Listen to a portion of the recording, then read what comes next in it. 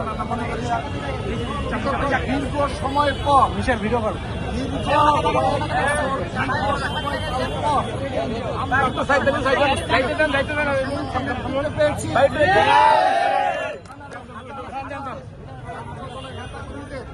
আমি বিশ্বাস করি পুনর্জাগরণ করতেছি।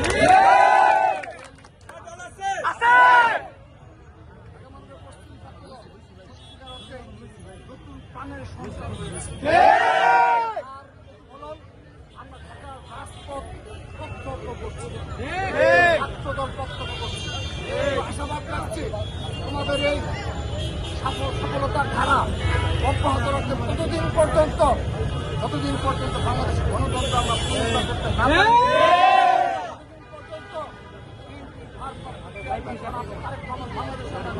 পারি, ততদিন পর্যন্ত আমাদের এই ছাত্র দলের এই লড়াই সংগ্রাম অব্যাহত থাকবে। আন্দোলন সহ মুক্ত সংগঠন যারা ক্যাম্পাসগুলোতে বিশৃঙ্খলা সৃষ্টি করেছে এবং তাদের কারণে আজকে ছাত্রলীগ মিছিল করার সাহস